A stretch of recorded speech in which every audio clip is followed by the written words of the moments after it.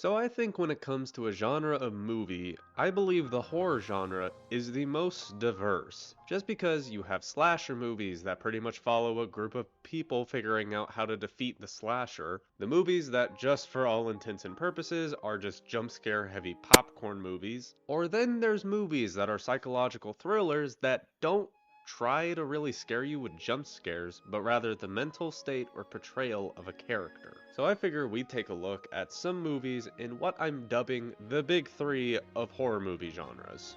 Do you like scary movies, Sydney? So when it comes to the horror genre, I gotta say, slashers are up there with some of my favorites, just because slasher movies are the movies in horror that have multiple sequels. Some of them are just very unnecessary, or they're so bad they're actually funny to watch. But I gotta say, the slasher movie franchise that I think is the most consistently good in terms of quality, with the exception of one just being kinda so-so, is Scream. Now I love Scream. The original was my first ever horror movie I watched, and I enjoyed that first one so much that I ended up watching all the movies that had been made at that point in time. Which, if I remember correctly, they were only up to Scream 5 at that point. And I think the reason I enjoyed this franchise so much is because of them pointing out the horror movie cliches, since the first one was made in the 90s, and by that point, Halloween was a joke. Nightmare on Elm Street was just fine, and Friday the 13th, Jason was literally in hell. So it was cool getting to see a movie pointing out the cliches that these horror movies had solidified in that genre by that point in time. Now the franchise that I think is the most inconsistent bag of quality is the Friday the 13th movies. Because we jump from a simple slasher movie of a guy coming up from a lake in a hockey mask to kill teens at a summer camp, to then have him go to space. And that's not counting him going to literal hell. Then we have our brand new slasher that I'd say has made a pretty big splash, is Terrifier. Now I'm gonna put this out that these movies are very gore heavy. Definitely some of the most brutal of any horror movie I've seen. I mean, in the first one, we see Art literally saw a woman in half from her... Okay, how can I put this without getting a little bit of age restriction on it? Her cat to her head. Now, for the actual movies themselves, the first is kinda bad. I mean, the kills are creative, but the acting is just bad. Minus Art, he's great.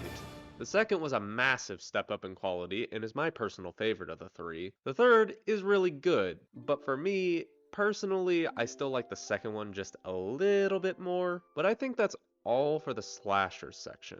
Let's move into the jump scare popcorn movie area.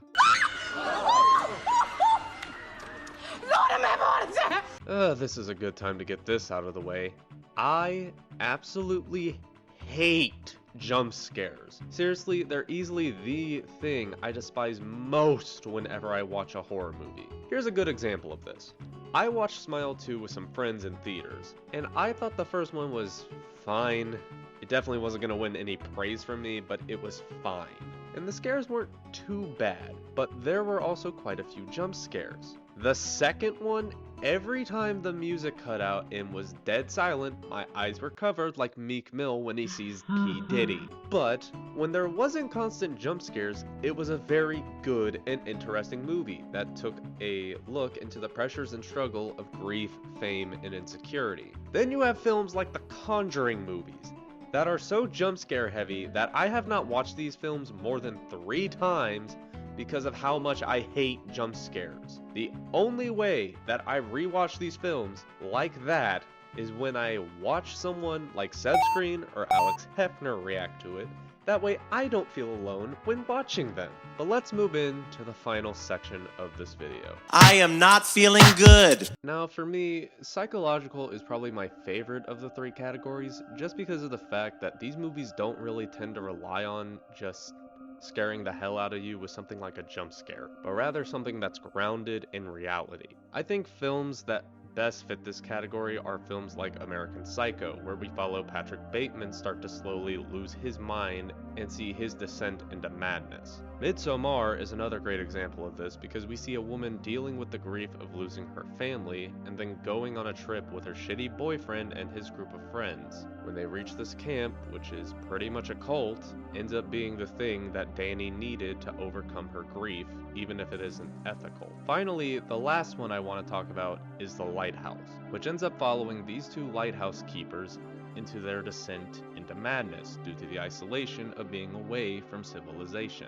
And this movie is somewhat accurate, unfortunately, because there are many accounts of old lighthouse keepers going insane due to the isolation. But that's gonna wrap up this video and all I wanted to cover in it. Just so you know, this video was meant to be made for Halloween, but I got busy, so here it is now.